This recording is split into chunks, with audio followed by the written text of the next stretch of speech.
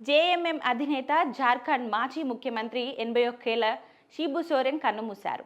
గత కొంతకాలంగా కిడ్నీ సమస్యతో బాధపడుతూ ఢిల్లీలోని గంగారాం ఆసుపత్రిలో చికిత్స పొందుతూ సోమవారం ఆయన తుదిశ్వాస విడిచారు.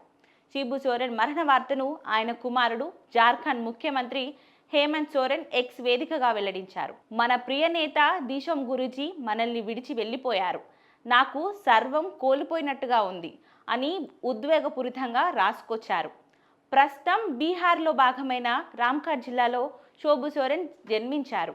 ఆయన సతీమణి పేరు రూపీ సోరెన్. ఆయనకు నలుగురు సంతానం. ముగ్గురు కుమారులు హేమంత్, బసంత్, దుర్గా సోరెన్. కుమార్తె పేరు అంజలి. 2009లో దుర్గా సోరెన్ మృతి చెందారు.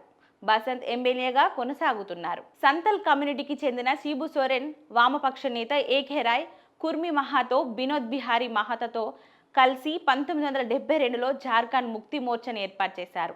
తర్వాత ప్రత్యేక రాష్ట్రం కోసం చేసిన పోరాటంలో కీలక నేతగా ఎదిగారు. ఆ పోరాటాల ఫలితంగా 2000 సంవత్సరంలో జార్ఖండ్ రాష్ట్రంగా ఏర్పడింది.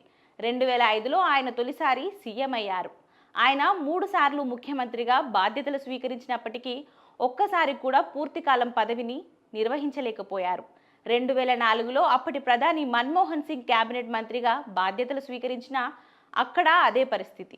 1974 నాటి కేసు కారణంగా రాజీనామా చేయాల్సి వచ్చింది. తన మాజీ కార్యదర్శి హత్య కేసులో దోషిగా తేలడంతో మరోసారి కేంద్ర మంత్రి పదవిని కోల్పోయారు. ఒక హత్య కేసులో కేంద్ర మంత్రి దోషిగా తేలడం అదే తొలిసారి. అయితే ఢిల్లీ హైకోర్టు తర్వాత ఆయనను నిర్దోషిగా తేల్చింది. షిబు సోరెన్ కు 4 దశాబ్దాల సుదీర్ఘ రాజకీయ చరిత్ర ఉంది.